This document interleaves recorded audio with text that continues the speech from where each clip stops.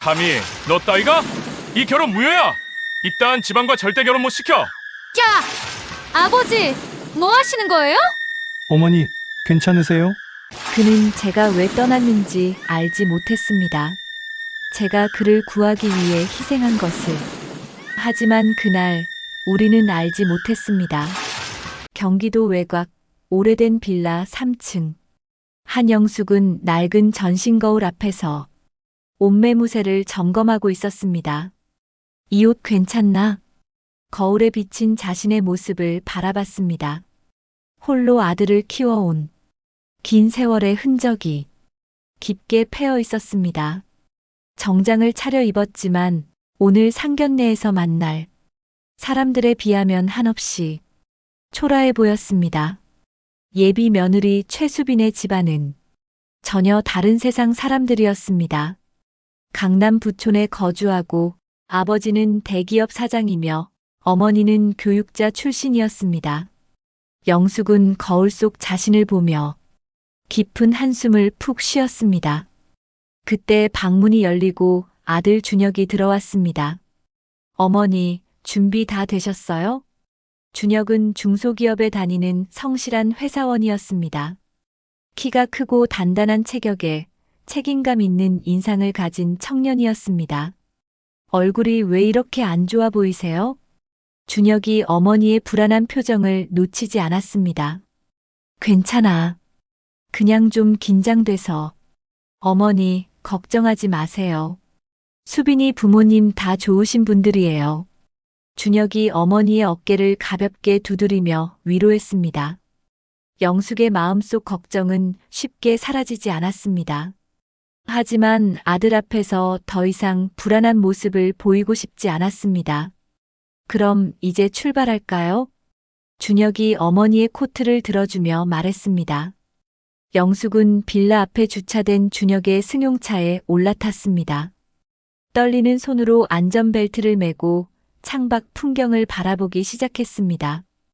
익숙한 동네를 벗어나 큰 도로로 접어들었습니다. 점점 서울 시내로 향했습니다. 잠시 후 준혁이 앞쪽을 가리키며 말했습니다. 어머니, 저기예요. 고급 한정식 레스토랑이었습니다. 외관부터 범상치 않아 보였습니다. 와, 정말 멋지다. 영숙은 작은 목소리로 중얼거렸습니다. 레스토랑 입구에 들어서자 한복을 곱게 차려 입은 직원이 정중하게 인사했습니다. 안녕하세요. 예약하셨나요? 네. 최수빈 이름으로 예약했습니다. 준혁이 또박또박 대답했습니다. 네, 확인됐습니다. 이쪽으로 안내해 드릴게요. 내부는 더욱 놀라웠습니다. 은은한 조명, 고급스러운 인테리어, 조용하고 품격 있는 분위기까지. 영숙은 이런 곳에서 식사를 해본 적이 없었습니다. 그때 멀리서 밝은 목소리가 들려왔습니다. 어머니, 수빈이었습니다. 예비 며느리 수빈은 키 169cm의 늘씬한 몸매에 어깨까지 내려오는 단정한 헤어스타일을 하고 있었습니다. 수빈이 영숙에게 다가와 정중하게 인사했습니다. 어머니, 오늘 너무 아름다우세요. 오시는데 힘드셨죠? 아니야. 준혁이가 태워줘서 편하게 왔어. 수빈이도 오늘 너무 예쁘다. 영숙이 수빈의 손을 잡으며 따뜻하게 대답했습니다. 이미 몇 번 만났던 수빈이었습니다. 볼 때마다 예쁘고 마음에 들었습니다.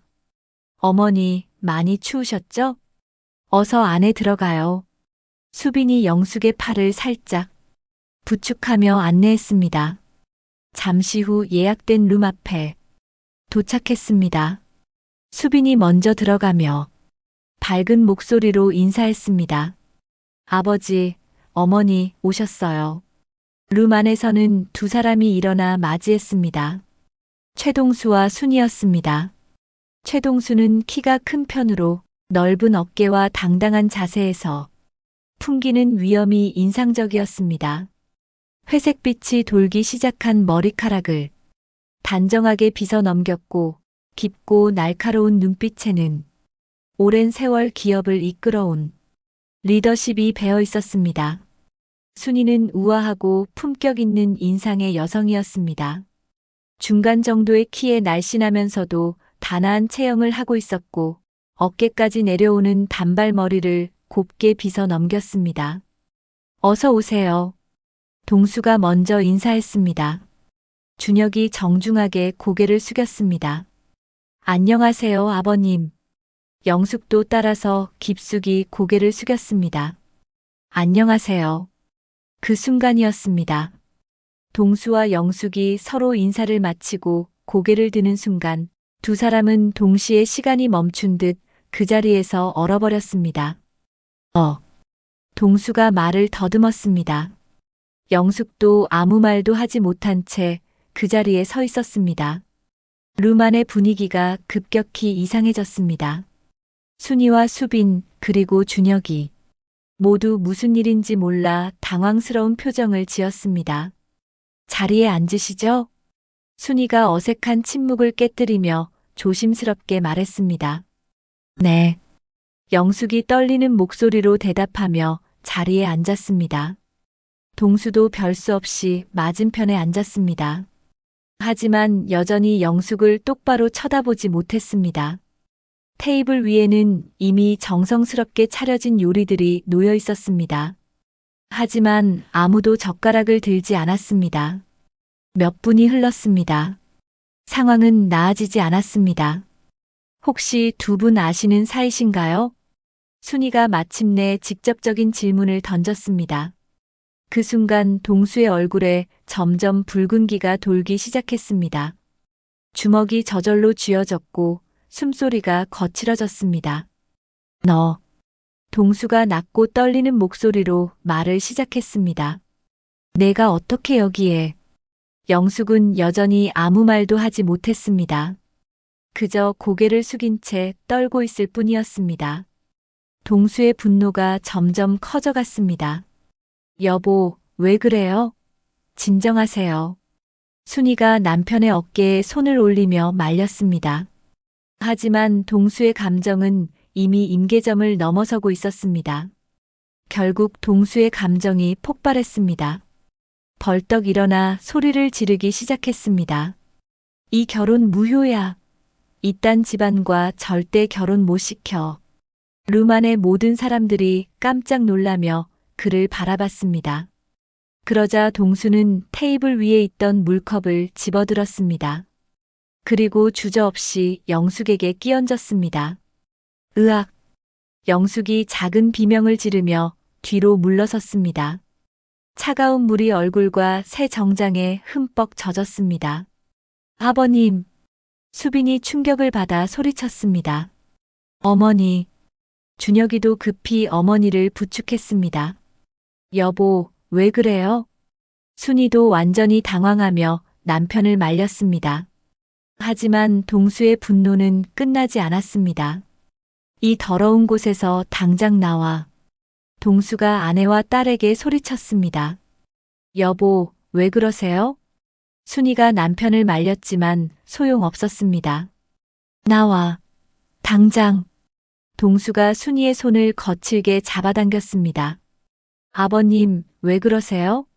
왜 갑자기? 수빈이 눈물을 글썽이며 아버님을 바라봤습니다. 너도 빨리 나와. 동수는 딸의 손까지 잡아당겼습니다. 수빈은 영숙을 걱정스럽게 바라보다가 어쩔 수 없이 아버님을 따라 나갔습니다. 그때 허겁지겁 달려온 매니저와 직원이 룸문을 붙잡았습니다. 손님, 죄송하지만 잠시만요. 룸 정리와 안전 확인이 필요합니다. 문이 쾅 하고 닫혔습니다. 남겨진 것은 물에 젖어 떨고 있는 영숙과 어리둥절한 준혁뿐이었습니다. 어머니, 괜찮으세요? 준혁이 어머니를 안아주며 위로했습니다. 영숙은 아무 말도 하지 못한 채 눈물만 흘렸습니다. 온몸이 젖었지만 그런 것은 중요하지 않았습니다. 오랫동안 잊고 있던 과거가 이렇게 갑자기 찾아온 상황이 당황스러울 뿐이었습니다. 같은 시각 서울 시내도로 집으로 돌아오는 길은 지옥 같았습니다. 운전대를 잡은 준혁의 얼굴은 하얗게 굳어 있었고 영숙은 물에 젖은 채로 창밖만 바라보고 있었습니다. 차 안에는 축축한 습기와 말로 표현할 수 없는 무거운 침묵만 감돌았습니다. 준혁은 몇 번이고 어머니의 모습을 훔쳐봤습니다. 평생 그렇게 강인했던 어머니가 이렇게 초라한 모습을 보인 것은 처음이었습니다. 가슴이 찢어질 것 같았지만 무슨 말을 해야 할지 알 수 없었습니다. 집에 도착한 후 준혁이 조심스럽게 말했습니다. 어머니, 옷부터 갈아입으세요. 감기 걸리겠어요. 응, 그래야겠다. 영숙이 힘없는 목소리로 대답하며 방으로 향했습니다. 잠시 후 영숙이 방에서 나왔습니다. 여전히 얼굴이 창백했습니다. 젖은 머리카락을 대충 수건으로 말린 흔적이 역력했고 화장을 지운 얼굴에는 깊은 피로가 새겨져 있었습니다. 영숙은 거실 한 구석에 있는 작은 소파에 털썩 주저앉았습니다. 준혁은 어머니 맞은편에 조심스럽게 앉았습니다. 평소보다 거리를 좀 더 두었습니다. 그렇게 서로 아무 말도 하지 않은 채 몇십 분의 시간이 흘렀습니다. 마침내 준혁이 입을 열었습니다. 어머니, 대체 무슨 일이에요? 아버님과 아는 사이세요? 영숙의 어깨가 미세하게 떨렸습니다. 그게 영숙이 입을 열었다가 다시 닫았습니다. 준혁은 어머니가 말할 때까지 기다렸습니다. 어머니, 천천히 말씀하세요. 그 따뜻한 목소리에 영숙의 마음이 조금 누그러졌습니다.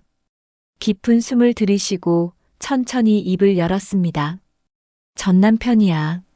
네, 전 남편. 최동수는 나의 전 남편이야. 그 순간 준혁의 세상이 무너져 내렸습니다. 온몸에 전기가 흐르는 것 같았습니다. 뭐라고요? 어머니의 전 남편이라고요? 준혁의 목소리가 떨렸습니다. 그래. 영숙은 고개를 천천히 끄덕였습니다. 어머니, 제 친아버지는 아니잖아요. 그죠? 그 질문에 영숙이 고개를 끄덕였습니다. 맞아. 우리 사이엔 아이가 없었어. 너는 엄마가 입양한 아들이란다. 준혁은 소파에서 벌떡 일어났습니다.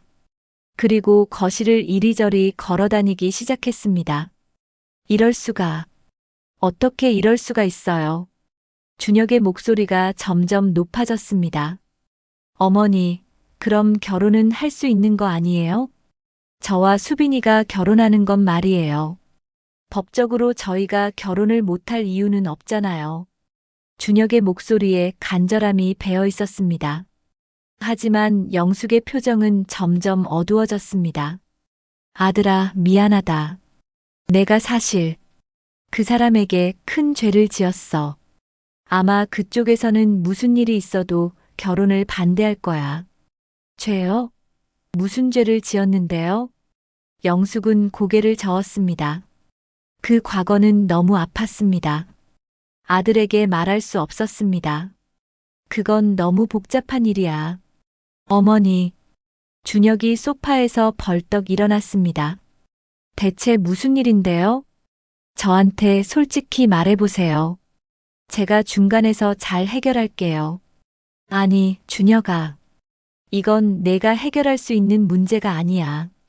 어머니. 준혁의 목소리가 떨렸습니다. 저 수빈이 없으면 못 살아요. 제 인생에서 가장 소중한 여자라고요. 영숙이 고개를 들어 아들을 바라봤습니다. 준혁의 눈에는 눈물이 고여 있었습니다. 어머니는 모르세요. 수빈이가 제게 얼마나 소중한지. 준혁이 주먹을 꽉 쥐었습니다. 영숙의 가슴이 찢어지는 것 같았습니다. 이제 와서 갑자기 이러면 저희는 어떡하라고요? 준혁이 더 이상 말을 잇지 못했습니다. 고개를 깊숙이 숙이고 어깨를 떨었습니다. 영숙은 아들에게 다가가고 싶었습니다. 안아주고 싶었습니다. 하지만 어떤 위로의 말도 할 수 없었습니다. 정말 미안하다. 그것이 영숙이 할 수 있는 유일한 말이었습니다. 준혁이 고개를 들었습니다. 눈물로 범벅이 된 얼굴로 어머니를 바라봤습니다. 그럼 어머니는 수빈이를 포기하라는 거예요? 영숙은 대답하지 못했습니다. 대답할 수 없었습니다. 준혁은 어머니를 한참 바라보다가 돌아섰습니다. 그리고 무거운 발걸음으로 자신의 방으로 향했습니다. 준혁아. 영숙이 불렀지만 준혁은 돌아보지 않았습니다. 방문이 쾅 하고 닫히는 소리가 집안에 울려 퍼졌습니다. 그렇게 영숙은 거실에 혼자 남았습니다. 그날 이후 집안의 분위기는 지옥으로 변했습니다. 준혁은 방에서 나오지 않았습니다. 문을 두드려도 대답이 없었습니다. 준혁아, 밥 먹어라. 아무런 대답이 없었습니다. 아들아, 회사 늦겠다. 여전히 침묵이었습니다. 영숙은 문 앞에서 한참을 서 있다가 포기하고 돌아섰습니다. 둘째 날도 셋째 날도 똑같았습니다. 밤이 되면 더욱 괴로웠습니다. 영숙은 침대에 누워도 잠들지 못했습니다. 베개에 얼굴을 묻고 소리 없이 울었습니다. 만약 자신의 과거가 없었다면 아들은 지금쯤 행복한 결혼을 준비하고 있었을 것입니다. 그러던 어느 날 아침이었습니다. 영숙은 일찍 일어나 부엌으로 향했습니다. 그때 탁자 위에 놓인 편지 한 통을 발견했습니다. 준혁의 글씨였습니다. 영숙의 손이 떨렸습니다. 불길한 예감이 들었습니다. 어머니에게. 어머니, 그동안 저를 키워주셔서 감사합니다. 저는 수빈이 없으면 못 살 것 같아요. 죄송합니다. 영숙의 다리에서 힘이 빠졌습니다. 편지를 든 채로 주저앉았습니다. 준혁아. 영숙이 소리쳤습니다. 급히 일어나 준혁의 방으로 뛰어갔습니다. 방은 텅 비어 있었습니다. 옷장이 열려 있었고 안에 있던 옷들이 모두 사라져 있었습니다. 책상 위에 물건들도 없었습니다. 영숙은 빈 방 한가운데서 주저앉아 한참을 울었습니다. 잠시 후 영숙은 정신을 차리고 벌떡 일어났습니다. 세수도 하지 않은 채 급히 밖으로 뛰쳐나갔습니다. 마트, 헬스장, 카페. 준혁의 소식을 알 만한 곳을 하나도 빠짐없이 뒤졌지만 아무 성과가 없었습니다. 결국 준혁이 다니는 회사까지 찾아갔습니다. 실례합니다. 한준혁 대리 계신가요? 한 직원에게 조심스럽게 물어봤습니다.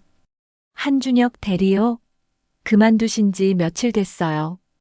영숙의 머리가 하얗게 변했습니다. 그만뒀다고요?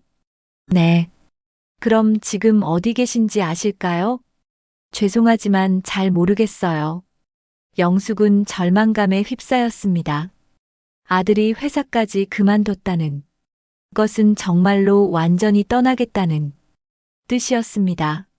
무거운 발걸음으로 회사를 나온 영숙은 마지막 희망으로 수빈에게 전화를 걸어봤습니다. 따르릉, 따르릉. 신호음이 길게 울렸지만 받지 않았습니다. 두 번째 시도도 마찬가지였습니다. 영숙은 그 자리에서 무너져 내렸습니다. 빌딩 로비 한 구석에 주저앉아 오열했습니다. 집으로 돌아오는 길은 더욱 고통스러웠습니다. 지하철 안에서도 집으로 올라가는 계단에서도 눈물이 멈추지 않았습니다. 거실 소파에 털썩 앉은 영숙은 절망에 빠졌습니다. 이제 난 어떻게 살아야 하지? 그때 갑자기 휴대폰이 울렸습니다. 영숙은 깜짝 놀라며 휴대폰을 집어들었습니다. 준혁이니? 영숙의 목소리에는 간절한 기대가 담겨 있었습니다. 하지만 돌아온 것은 낯선 목소리였습니다. 한준혁 씨 보호자이신가요? 차갑고 긴급한 목소리였습니다. 네, 맞는데요. 무슨 일인가요? 환자 상태가 위험합니다. 당장 오셔야 합니다. 영숙의 가슴이 터질 것 같았습니다. 네. 위급하다고요? 네. 여기 청주병원입니다. 빨리 오세요. 전화가 끊어졌습니다. 영숙은 그 자리에서 벌떡 일어났습니다. 급히 옷을 걸치고 밖으로 뛰쳐나갔습니다. 지나가는 택시를 간신히 잡았습니다. 기사님, 청주병원으로 빨리 가주세요. 택시는 서울 시내를 벗어나 고속도로로 향했습니다. 차 안에서 영숙은 계속 기도했습니다. 제발 무사하게 해주세요. 1시간 반이 넘는 시간이 마치 며칠 같았습니다. 같은 시각, 청주병원 응급실. 드디어 청주병원에 도착했습니다. 영숙은 급히 병원으로 뛰어들어갔습니다. 실례합니다. 한준혁 보호자입니다. 영숙이 접수 간호사에게 다가가 소리쳤습니다. 이쪽으로 오세요. 간호사가 영숙을 한 병실로 안내했습니다. 영숙이 안으로 들어가니 준혁이 침대에 누워 있었습니다. 의식이 없는 상태였고 얼굴이 창백했습니다. 준혁아. 영숙이 아들에게 달려갔습니다. 침대 옆에 무릎을 꿇고 준혁의 손을 잡았습니다. 차가운 손이었습니다. 잠시 후 의사가 들어왔습니다. 환자 보호자이신가요? 네, 어머니입니다. 우리 아들이 어떻게 된 거예요? 고시원에서 자다가 연기를 많이 마셨습니다. 연기 중독으로 의식을 잃었어요. 다행히 생명에는 지장 없지만 하루 이틀 정도 깨어나지 못할 수도 있습니다. 그럼 괜찮아지는 거죠? 네, 며칠 지켜보면 회복될 거예요. 그리고 한준혁 씨와 함께 있었던 여성은 다른 병실에 계십니다. 그분도 연기를 많이 마셔서 의식을 잃은 상황입니다. 영숙은 그 이야기를 듣고 마음이 무거워졌습니다. 동수 씨가 이 사실을 알게 되면 가만히 있지 않을 텐데. 잠시 후 영숙이 화장실을 가기 위해 복도로 나왔을 때 멀리서 익숙한 목소리가 들렸습니다. 동수의 목소리였습니다. 동수는 영숙을 발견하는 순간 눈이 벌개졌습니다. 큰 걸음으로 씩씩거리며 영숙에게 다가왔습니다. 그리고 영숙의 멱살을 거칠게 잡았습니다. 너의 아들 때문에 내 딸이 죽을 뻔했잖아. 영숙의 몸이 휘청거렸습니다. 예전에도 그렇고 왜 내 인생을 이렇게 힘들게 하는 거야? 미안. 영숙이 말을 하려 했지만 동수의 분노는 멈추지 않았습니다. 당장 아들 데리고 내 앞에서 사라져. 꺼지라고. 내 인생에서. 병원 복도에 있던 다른 사람들이 놀라며 쳐다보기 시작했습니다. 그때 간호사가 무전기를 붙잡고 다가왔습니다. 보호자분들, 여기 CCTV 작동 중입니다. 더 이상은 곤란합니다. 보안 호출합니다. 복도 23. 미안해요. 정말 미안해요. 영숙은 아무 저항도 하지 못하고 계속 사과만 했습니다. 눈물이 주르륵 흘러내렸습니다. 여보, 이러지 말아요. 여기 병원이에요. 순이가 급히 달려와 남편을 말렸습니다. 이게 왜 준혁이랑 영숙 씨 탓이에요? 그리고 아무리 화나도 그렇지. 이게 여성분에게 할 짓이에요? 당신답지 않게 왜 이러는 거예요? 정신 차려요, 당신. 순이가 동수의 손을 잡아당겼습니다. 그제야 동수가 마지못해 영숙에게서 손을 놓았습니다. 복도 끝에서 보안 요원이 다가오는 모습이 보였습니다. 여보, 여기서 이러지 말고 우리 수빈이 보러 가요. 순이의 목소리에는 진정시키려는 의도가 담겨 있었습니다. 동수는 아무 말 없이 영숙을 뒤돌아섰습니다. 아직도 거친 숨을 몰아쉬고 있었고 주먹을 쥔 손이 미세하게 떨리고 있었습니다. 영숙은 그 자리에 홀로 남았습니다. 한참을 멍하니 서 있었습니다.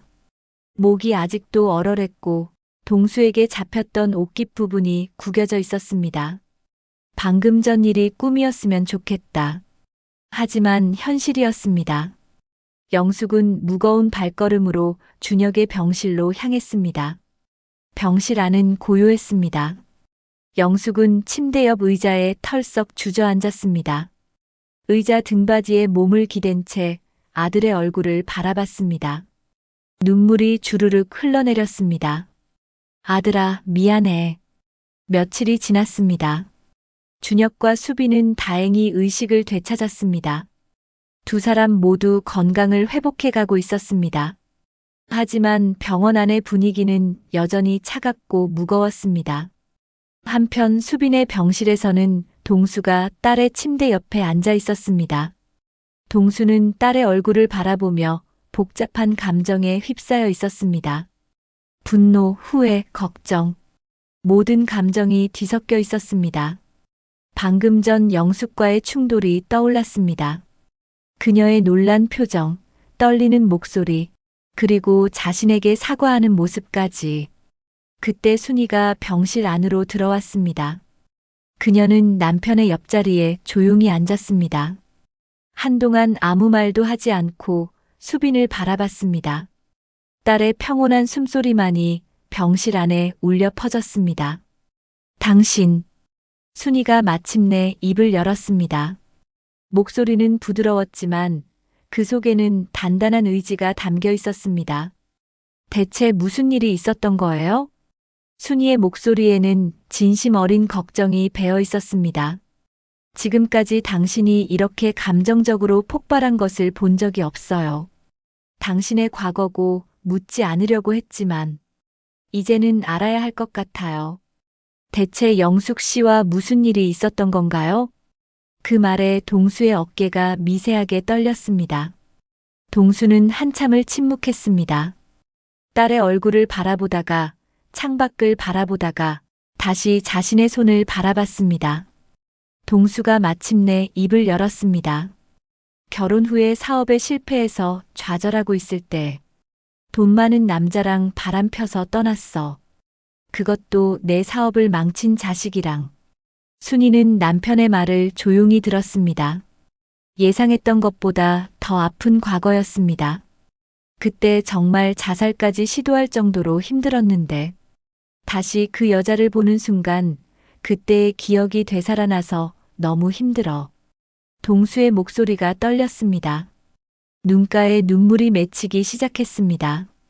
순이는 남편의 어깨에 조심스럽게 손을 올렸습니다. 따뜻한 체온이 전해졌습니다. 많이 힘들었죠, 당신. 순이의 목소리에는 진심 어린 공감이 담겨 있었습니다. 하지만 한 가정의 아내이자 한 딸의 엄마로서 해야 할 말도 있어요.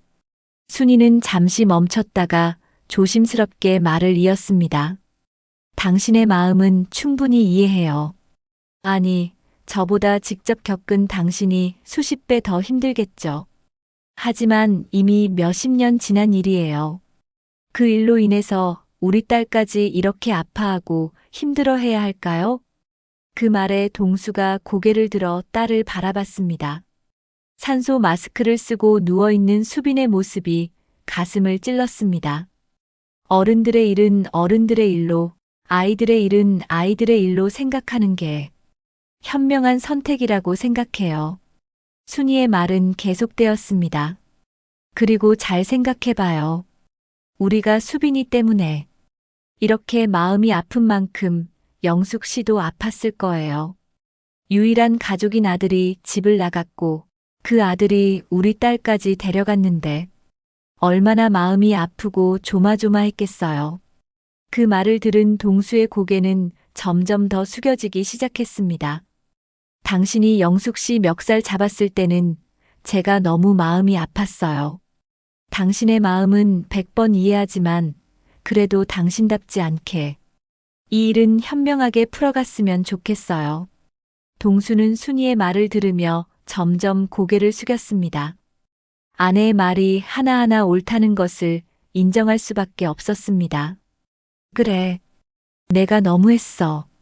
동수가 마침내 입을 열었습니다. 숨이 끊길 듯 울먹였습니다. 순이가 안도의 한숨을 조용히 내쉬었습니다. 아이들끼리 서로 원하고 사랑한다는데 내 개인적인 일 때문에 방해할 수 없지. 동수의 목소리가 조금씩 부드러워졌습니다. 며칠 후였습니다. 순이는 영숙에게 조심스럽게 연락을 했습니다. 영숙 씨, 혹시 시간 되시면 잠깐 만나뵐 수 있을까요? 병원 1층 카페에서요. 영숙은 순간 망설였지만 거절할 수 없었습니다. 네, 알겠습니다. 병원 1층 카페는 조용하고 차분한 분위기였습니다. 영숙이 먼저 도착해 구석자리에 앉아 기다리고 있었습니다. 잠시 후 순이가 들어왔습니다. 그리고 놀랍게도 동수도 함께였습니다. 영숙은 동수를 보는 순간 몸이 굳었습니다. 앉으세요. 순이가 부드럽게 말하며 영숙을 자리로 안내했습니다. 여기 커피 시켜뒀어요. 순이가 영숙에게 따뜻한 커피를 건넸습니다. 잠시 세 사람 사이에 어색한 침묵이 흘렀습니다. 순이가 먼저 입을 열었습니다. 두 분의 이야기 잘 알고 있어요. 하지만 이미 시간이 많이 지났고 앞으로 살아갈 날이 많은 우리 아이들을 위해서 두 분이 허심탄회하게 이야기하고 과거의 일은 잘 마무리 지었으면 좋겠어요. 순이는 그 말을 끝으로 자연스럽게 자리에서 일어났습니다. 저는 수빈이 보러 올라갈게요. 순이가 미소를 지으며 말했습니다. 그리고 조용히 카페를 나갔습니다. 순이가 자리를 떠난 후 동수와 영숙은 마치 얼음 조각처럼 굳어진 채 앉아 있었습니다. 동수는 양손으로 커피컵을 감싸쥐고 있었지만 그 손이 미세하게 떨리고 있었습니다. 영숙 역시 테이블 위에 놓인 커피컵을 바라보며 입술을 꽉 다물고 있었습니다. 한참 뒤 동수가 마침내 고개를 들었습니다. 목소리는 거의 들리지 않을 정도로 작았지만 그 안에 담긴 진심은 카페 전체를 울릴 만큼 절절했습니다.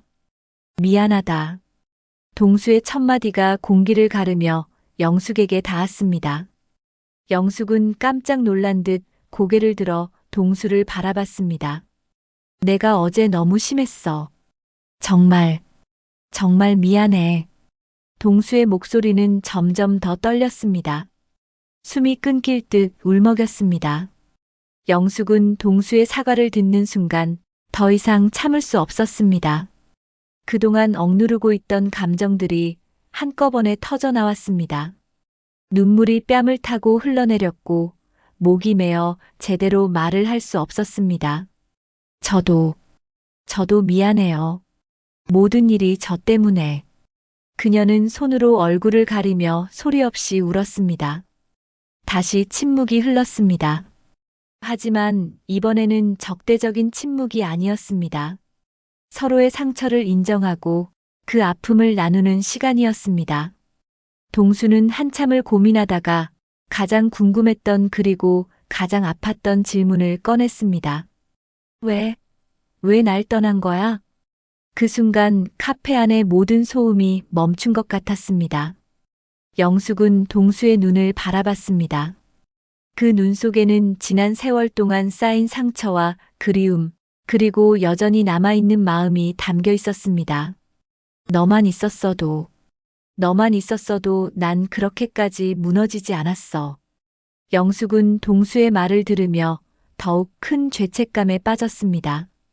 그녀는 몇 번이나 입을 열려고 했지만 말이 나오지 않았습니다. 사실, 영숙이 마침내 입을 열었습니다. 동수는 영숙이 무언가 말하려고 하는 것을 보고 조용히 기다렸습니다. 영숙은 천천히 눈을 감았습니다. 그리고 마음속 깊이 묻어뒀던 기억의 문을 열었습니다. 당신이 사업 실패로 빚더미에 앉았을 때 집으로 장태준이라는 사람이 찾아왔어요. 동수의 얼굴이 굳었습니다. 그 사람은 당신의 사업 경쟁자였죠. 그리고 내가 당신과 결혼하기 전에 나한테 청혼했던 사람이기도 했어요. 영숙의 목소리가 떨렸습니다. 그 사람이 제안했어요. 내가 그에게 가면 당신의 빚을 다 갚아주고 당신의 사업도 다시 일으켜주겠다고. 동수의 눈이 점점 커졌습니다. 저는 거절했어요. 처음에는. 하지만 그 사람은 계속 찾아왔고 어느 날 당신이 빚쟁이들한테 맞아서 멍투성이가 되어 집에 돌아왔을 때 영숙의 눈에서 눈물이 쏟아졌습니다.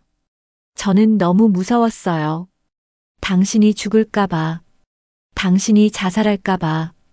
그래서 그 제안을 받아들였어요. 당신을 구하기 위해서, 당신을 살리기 위해서. 영숙이 떨리는 목소리로 말을 이었습니다. 하지만 장태준에게 간 후에 그 사람은 나를 학대했어요. 매일 술에 취해서 때리고 다른 여자들을 집에 데려오고 몇 년을 참다가 결국 도망쳤어요. 그대로 있으면 죽을 것 같아서. 그리고 당신에게 돌아가려고 했어요. 하지만 당신은 이미 재혼을 했더라고요. 그 사이 장태준이 허위 소문을 퍼뜨렸대요.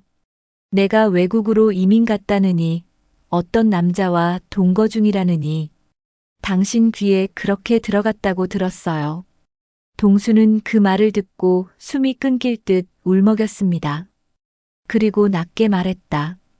그날 밤 너를 끌고 나간 검은 SUV를 봤어. 장태준이 내 손목을 잡아 끌던 모습도. 그런데 나는 보기 싫은 쪽으로만 해석했지.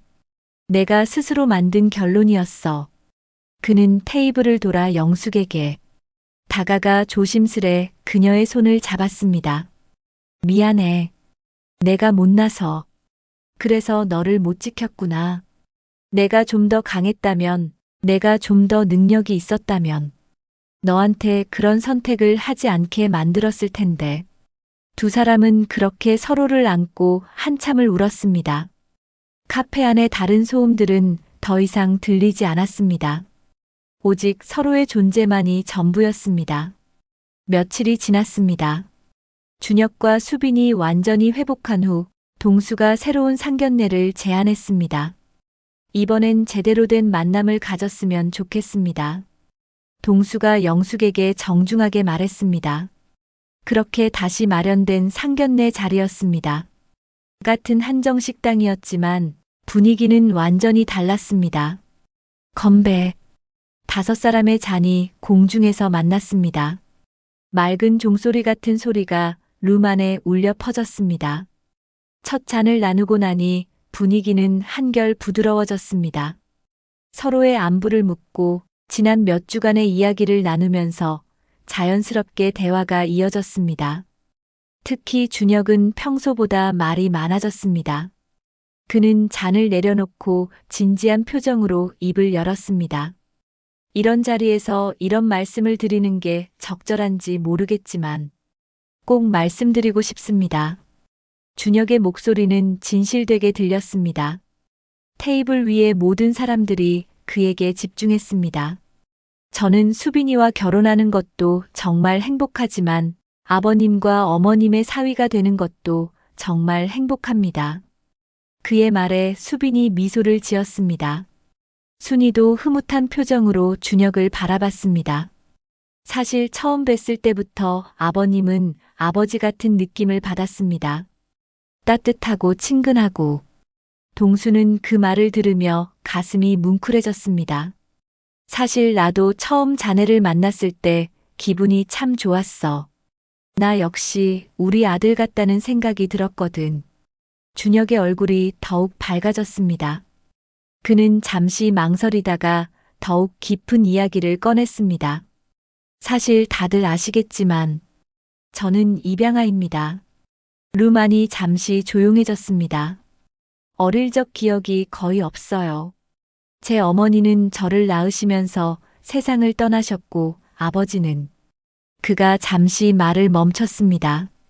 동수는 준혁의 표정을 유심히 지켜봤습니다. 무언가 익숙한 느낌이 들었지만 정확히 무엇인지는 알 수 없었습니다. 제가 어릴 때 등산을 하시다가 그만. 준혁이 힘겹게 말을 이었습니다. 다행히 어머니가 저를 알아봐 주시고 키워주셔서 이렇게 행복하게 살 수 있었습니다. 준혁이 영숙을 따뜻하게 바라봤습니다. 저를 이렇게 훌륭하게 키워주신 어머니, 그리고 저희 가족과 결혼을 승낙해 주신 아버님, 어머님께 다시 한번 진심으로 감사 인사를 드립니다. 준혁이 일어나서 정중하게 절을 했습니다. 그 모습이 너무나 진정성 있고 예의 바른 모습이어서 모든 사람들이 감동받았습니다. 하지만 이 상황에 동수만 아무 말도 하지 못하고 그 자리에 얼어붙어 있었습니다. 동수의 머릿속은 준혁의 이야기를 들으면서 무언가가 빠르게 연결되고 있었습니다. 당신 왜 그러세요? 괜찮아요? 순이가 남편의 이상한 모습을 보고 걱정스럽게 물었습니다. 동수의 얼굴이 갑자기 창백해졌기 때문입니다. 동수는 떨리는 목소리로 준혁에게 물었습니다.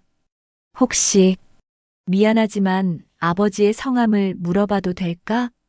준혁은 그 질문이 조금 의외였지만 정중하게 대답했습니다. 김정우입니다. 그 순간 동수의 몸이 크게 떨렸습니다. 혹시 아버지가 몇 년도에 돌아가셨을까? 동수의 목소리는 점점 더 떨렸습니다. 테이블 위에 모든 사람들이 그의 이상한 반응을 주목하고 있었습니다. 1995년이요. 준혁이 담담하게 대답했습니다. 동수의 가슴이 급격히 뛰기 시작했습니다. 1995년. 바로 그 해였습니다.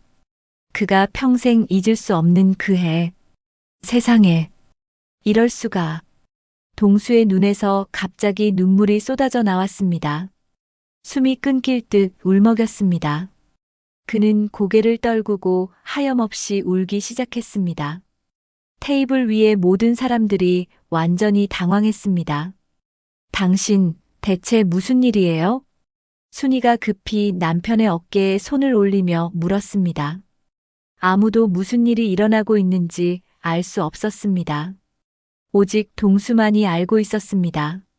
지금 자신의 앞에 앉아 있는 이 젊은이가 누구인지를, 자신이 평생 찾아 헤맸던 그 아이가 바로 여기에 있다는 것을. 시간이 거꾸로 흐르기 시작했습니다. 1991년 12월. 동수의 사업이 다시 어려워진 시기였습니다. 영숙이 떠난 후 동수는 절망에 빠져 있었습니다. 그때 한 남자가 찾아왔습니다. 안녕하세요. 김정우라고 합니다. 깔끔한 정장을 입은 중년 남성이었습니다. 무슨 일로?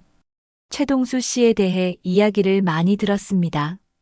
당신의 기술력과 아이디어는 정말 뛰어나다고 생각합니다. 그래서 제안을 드리러 왔습니다. 김정우는 서류 봉투를 꺼냈습니다. 제가 자금을 투자하고 당신이 실무를 맡아 새로운 건설회사를 차리는 것은 어떨까요? 동수의 심장이 급격히 뛰기 시작했습니다. 그날부터 동수의 인생은 완전히 달라지기 시작했습니다. 김정우와 동수가 함께 설립한 회사는 놀라운 속도로 성장했습니다. 두 사람은 단순한 비즈니스 파트너를 넘어 형님, 동생으로 부르는 사이가 되었습니다. 동수야, 너도 빨리 결혼해서 아이 낳아야지. 네, 형님. 제가 딸 낳으면 형님 아들이랑 결혼시키는 거 어때요? 그래, 그날이 왔으면 좋겠다. 두 사람은 그렇게 서로 흐뭇한 미소를 지으며 한강변을 걸었습니다. 그러던 1995년 가을이었습니다. 대구 출장을 다녀온 후 두 사람은 팔공산을 등산하기로 했습니다. 정말 아름답네요, 형님. 그러게 말이야. 이제 좀 살만하네. 두 사람은 즐겁게 대화하며 산을 올랐습니다. 하지만 하산 중에 문제가 생겼습니다. 해가 지고 산길이 어두워지고 있었습니다. 조심해서 내려가자, 동수야. 네, 형님. 그때였습니다. 동수가 발을 헛디뎠습니다. 동수가 균형을 잃고 절벽 쪽으로 미끄러져 떨어지기 시작했습니다. 으악! 동수야! 김정우가 번개같이 달려가 동수의 손목을 붙잡았습니다. 간발의 차이였습니다. 형님! 김정우는 온 힘을 다해 동수를 끌어올리기 시작했습니다.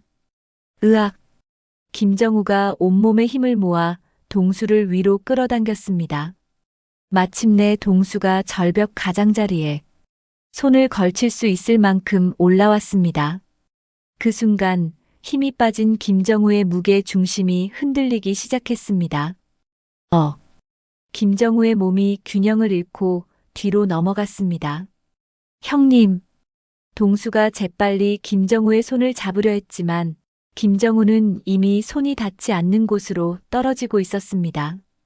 김정우는 절벽면에 돌출된 바위를 간신히 붙잡았습니다. 하지만 그 바위마저 조금씩 부서져 나가고 있었습니다. 동수야, 그동안 고마웠다. 김정우의 목소리가 떨렸습니다. 형님 안 돼요. 포기하지 마세요. 가기 전에 하나 부탁할게. 내 아들을 부탁해. 형님. 동수의 절규가 산골짜기에 메아리 쳤지만 김정우는 이미 어둠 속으로 사라져가고 있었습니다. 동수야, 미안하다. 그것이 김정우의 마지막 말이었습니다. 형님. 동수도 충격과 절망감에 휩싸여 허둥지둥하다가 그만 발을 헛디뎠습니다. 경사진 바위면을 굴러 떨어지면서 머리를 큰 바위에 부딪혔습니다. 동수는 그 자리에서 정신을 잃었습니다. 며칠 후 병원에서 눈을 뜬 동수는 김정우가 돌아가셨다는 소식을 들었습니다. 그 후 동수는 미친 듯이 김정우의 아들을 찾아 헤맸습니다. 하지만 아이의 행방을 아는 곳은 없었습니다. 현재 같은 레스토랑 재상견례. 시간이 다시 현재로 돌아왔습니다. 동수는 천천히 고개를 들어 준혁을 바라봤습니다. 이제 그 눈에는 흔들림 없는 확신이 가득했습니다. 내가 정우 형님의 아들이었구나. 그 순간 룸 안의 시간이 멈춘 것 같았습니다. 모든 사람들이 숨을 죽이고 동수를 바라봤습니다. 아버님, 무슨 말씀이신지. 준혁이 조심스럽게 입을 열었습니다. 정우 형님은 내 은인이었어. 나를 구하려다가 돌아가셨지. 마지막에 나에게 부탁하셨어. 아들을 부탁한다고. 그런데 그 아이가. 동수가 준혁을 바라보는 순간 그의 눈에서 눈물이 흘러내렸습니다. 숨이 끊길 듯 울먹였습니다. 룸 안의 모든 사람들이 이 놀라운 진실에 압도되었습니다. 아버님, 준혁이 떨리는 목소리로 말했습니다. 그의 눈에도 눈물이 맺혀 있었습니다. 며칠 뒤 서울의 한 유전자 검사센터. 간단한 검사를 진행했습니다. 결과 통지서는 흰 봉투에 담겨왔습니다. 봉투를 연 순간 단 한 줄이 모두를 멈춰 세웠습니다. 붙인 일치. 누구도 말하지 못했습니다. 대신 모두 숨이 끊길 듯 울먹였습니다. 며칠 후였습니다. 동수가 운전하는 차가 경기도 외곽의 구불구불한 시골길을 천천히 달리고 있었습니다. 뒷좌석에는 준혁이, 조수석에는 영숙이 앉아 있었습니다. 40분쯤 달린 후 차는 완만한 언덕 위의 작은 공동묘지 입구에서 천천히 멈췄습니다. 여기가. 준혁이 중얼거렸습니다. 세 사람은 차에서 내려 조용히 걸었습니다. 언덕 중턱쯤에서 동수가 발걸음을 멈췄습니다. 그 앞에는 소박하지만 정성스럽게 관리된 묘비 하나가 서 있었습니다. 고 김정우의 묘. 준혁이 그 묘비를 보는 순간 숨이 멎는 것 같았습니다. 영숙도 그 묘비를 보며 가슴이 뭉클해졌습니다. 동수는 묘비 앞에서 잠시 서 있다가 천천히 무릎을 꿇었습니다. 형님, 미안해요. 그동안 찾아올 수가 없었어요. 형님 볼 면목이 없었거든요. 이제서야 찾아와서 정말 죄송합니다. 형님 덕분에 제가 이렇게 잘 살아 있습니다. 동수가 잠시 준혁을 바라봤습니다. 그리고 형님 아들은 저희 가족이 되었어요. 정말 훌륭하게 자랐어요. 형님을 닮아서 따뜻하고 착한 아이로. 영숙도 천천히 묘비에 다가갔습니다. 그녀는 정중하게 무릎을 꿇고 두 손을 모았습니다. 김정우 씨, 누구보다 멋지고 훌륭한 아들을 낳아주셔서 감사합니다. 준혁도 마침내 묘비 앞으로 다가왔습니다. 그는 떨리는 다리로 무릎을 꿇고 아버지를 향해 고개를 깊이 숙였습니다. 아버지, 저를 낳아주셔서 감사합니다. 준혁의 어깨가 작게 떨렸습니다. 세 사람은 그렇게 한참 동안 묘비 앞에서 조용히 앉아 있었습니다. 말없는 묵념의 시간이었습니다. 바람이 불어와 그들의 머리카락을 살짝 스치며 지나갔고 새들이 지저귀는 소리가 평화로운 분위기를 만들어냈습니다. 한참 후 동수가 일어나 영숙에게 다가갔습니다. 동수는 영숙의 두 손을 조심스럽게 잡았습니다. 정말 고맙습니다. 제 인생을 구원해 주셔서, 제 인생에 다시 나타나 주셔서, 은혜를 갚을 기회를 주셔서 감사합니다. 지금까지 준혁이를 잘 키워주셔서 정말 감사합니다. 당신은 내 인생의 은인입니다. 영숙은 그 말을 들으며 눈물을 참을 수 없었습니다. 순이도 그 모습을 지켜보며 함께 눈물을 흘렸습니다. 이렇게 모든 것이 연결되어 있었군요. 결국 만날 사람은 만나네요. 동수가 확신에 찬 목소리로 말했습니다. 그래, 이 모든 건 우연이 아니야. 우린 이렇게 만날 운명이었어. 4월 서울의 한 웨딩홀. 벚꽃이 만개한 4월이었습니다. 하늘은 맑았고 봄바람이 따뜻하게 불어왔습니다. 오늘은 준혁과 수빈의 결혼식 날이었습니다. 먼저 신랑 준혁이 입장했습니다. 그의 얼굴에는 긴장과 설렘이 동시에 떠올라 있었지만 무엇보다 행복한 미소가 가장 밝게 빛나고 있었습니다. 이제 양가 어머니들이 입장할 차례였습니다.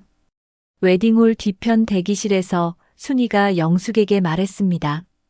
저희 남편을 구해주셔서 정말 감사합니다. 그리고 이렇게 저희 가족이 되어주셔서 감사해요. 영숙은 그 말을 들으며 깊은 감동을 받았습니다. 저야말로 감사해요. 이렇게 좋은 분들과 가족이 되어서 저 행복해요. 두 사람은 서로를 꼭 안아주었습니다. 그 포옹에는 앞으로 평생 서로를 아끼고 지지하겠다는 약속이 담겨 있었습니다. 입장 음악이 흘러나왔습니다. 순이와 영숙이 나란히 손을 잡고 입장했습니다. 하객들의 따뜻한 박수 소리가 웨딩홀 전체에 울려 퍼졌습니다. 두 사람은 미소를 지으며 천천히 걸어 나갔습니다. 마치 오래전부터 친구였던 것처럼 자연스러웠습니다. 곧이어 신부 수빈이 나타났습니다. 순백의 웨딩드레스가 그녀의 아름다움을 더욱 돋보이게 했습니다. 얼굴에는 수줍지만 행복한 미소가 가득했습니다. 수빈의 옆에는 따뜻한 미소를 짓고 있는 동수가 함께였습니다. 동수는 딸의 손을 잡고 천천히 걸었습니다.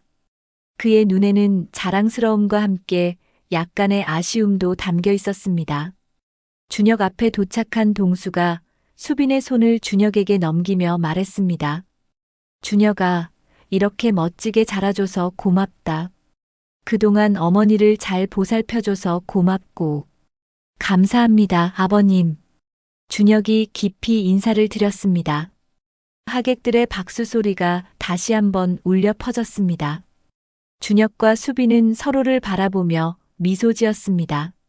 사회자의 멘트가 이어지고 주례의 축사가 있었습니다.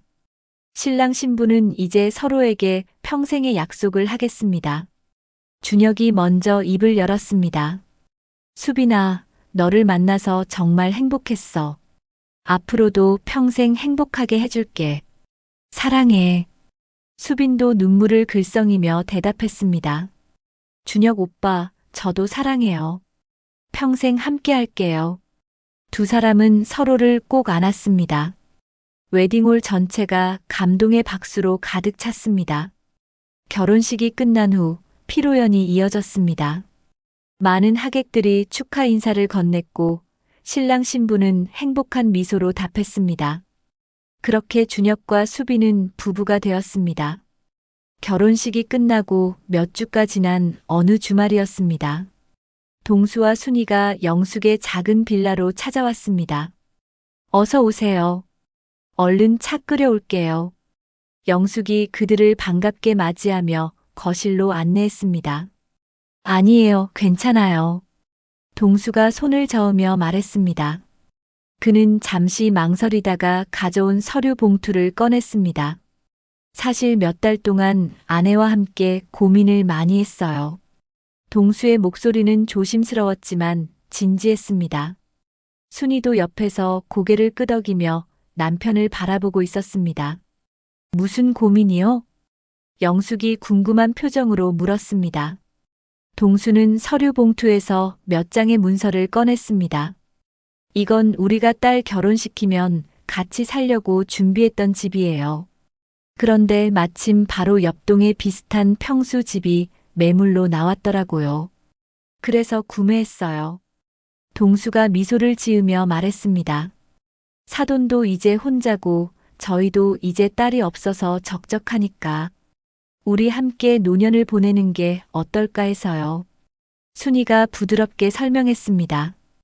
우리 가족이잖아요. 함께 살면서 서로 도우면 훨씬 좋을 것 같아요. 그리고 준혁이와 수빈이가 놀러와도 더 편할 거고 나중에 손자 손녀가 생기면 함께 돌볼 수도 있고요. 영숙은 그들의 제안을 들으며 가슴이 따뜻해졌습니다. 혼자서 살아가는 것에 익숙해져 있었지만 이렇게 좋은 사람들과 함께할 수 있다면 얼마나 좋을까 하는 생각이 들었습니다. 하지만 제가 그런 좋은 곳에서 살 형편이 그런 걱정은 하지 마세요. 동수가 영숙의 말을 가로막았습니다. 사돈은 제 은인이에요. 이 정도는 아무것도 아닙니다. 결국 영숙이 고개를 끄덕였습니다. 그렇게 세 사람은 한 동네에서 살기 시작했습니다.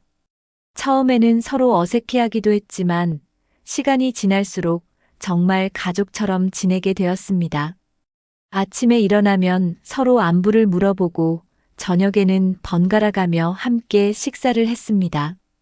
주말이면 세 사람이 함께 근처 공원으로 산책을 나가거나 문화센터에서 하는 강의를 듣기도 했습니다. 가끔 여행을 떠나기도 했고 준혁과 수빈이와 함께 식사를 하며 즐거운 시간을 보냈습니다. 그러던 어느 날이었습니다. 준혁과 수빈이 좋은 소식을 가지고 찾아왔습니다. 동수와 순이, 영숙이 함께 모인 자리였습니다. 저희에게 아기가 생겼어요. 수빈이 밝게 웃으며 말했습니다. 그 순간 세 사람의 얼굴이 환해졌습니다. 정말이야? 영숙이 수빈의 손을 잡으며 물었습니다. 눈에 기쁨의 눈물이 맺혀 있었습니다. 네, 정말이에요. 준혁이 환하게 웃으며 대답했습니다. 아이고, 우리 손자가 오는구나. 동수가 기뻐하며 소리쳤습니다. 순이도 눈물을 글썽이며 수빈을 안아주었습니다. 몇 달이 흘렀습니다. 어느 가을날 건강한 남자아이가 태어났습니다. 아기의 이름은 정호라고 지었습니다. 정호를 처음 본 순간 세 사람은 모두 눈물을 흘렸습니다. 너무나 소중하고 아름다운 새 생명이었습니다. 할아버지가 여기 있단다. 동수가 아기를 조심스럽게 안아주며 말했습니다. 할머니도 여기 있어. 순이가 옆에서 아기의 작은 손을 잡아주었습니다. 외할머니도 여기 있어, 정호야. 영숙도 눈물을 흘리며 아기를 바라봤습니다. 그렇게 동수와 순이, 영숙은 지금도 서로를 아끼며 행복한 노년을 보내고 있습니다. 준혁과 수빈은 따뜻한 가정을 꾸려가고 있고 정호는 할아버지, 할머니들의 사랑을 받으며 건강하게 자라고 있습니다. 어느 봄날 오후였습니다. 영숙은 작은 꽃집 앞에서 꽃을 정리하고 있었습니다. 동수와 순이가 정호를 데리고 놀러 왔습니다. 영숙 씨, 우리 왔어요. 순이가 밝게 인사했습니다. 어서 오세요. 정호야, 외할머니 왔다. 영숙이 환하게 웃으며 아이를 안아주었습니다. 정호는 영숙의 품에서 깔깔 웃었습니다. 우리 정호, 오늘도 참 예쁘네. 동수가 옆에서 아이를 쓰다듬어 주었습니다. 네 사람은 꽃집 앞 벤치에 나란히 앉았습니다. 따뜻한 봄 햇살이 그들을 비추고 있었습니다. 영숙은 하늘을 바라보며 조용히 생각했습니다. 정우 씨, 당신 아들 잘 키웠어요. 이제 우리 모두 행복하게 살게요. 바람에 꽃잎이 흩날렸습니다. 마치 하늘에서 축복을 내려주는 것 같았습니다. 동수가 조용히 말했습니다. 모든 것이 운명이었어. 우린 이렇게 만날 운명이었던 거야. 영숙이 미소 지으며 고개를 끄덕였습니다. 그래요. 이제는 정말 행복해요. 순이가 두 사람의 손을 잡았습니다. 우리 앞으로도 오래오래 함께해요. 세 사람은 서로를 바라보며 미소 지었습니다. 정호는 할머니들의 품에서 평화롭게 잠들어 있었습니다. 꽃향기가 바람에 실려왔습니다. 새들이 지저귀는 소리가 들렸습니다. 그렇게 그들의 하루는 따뜻하고 평화롭게 흘러갔습니다. 희생은 결코 헛되지 않았습니다. 용서는 모든 상처를 치유했습니다. 그리고 운명은 결국 모두를 하나로 이어주었습니다. 때로 인생의 가장 아픈 순간이 결국 가장 큰 축복으로 이어질 수 있다는 것. 진실은 언젠가 밝혀지고 사랑은 모든 것을 이긴다는 것. 이것이 한 가족이 우리에게 전하는 메시지입니다. 긴 이야기 끝까지 함께 해주신 모든 분들께 감사드립니다. 혹시 이 이야기를 보면서 누군가가 생각나셨나요?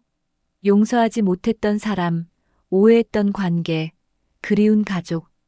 댓글로 여러분의 이야기를 나눠주세요. 때로는 말하는 것만으로도 위로가 됩니다. 우리 모두 서로의 이야기에 귀 기울여요. 여러분 한 분 한 분이 이 채널의 가족입니다. 감사합니다.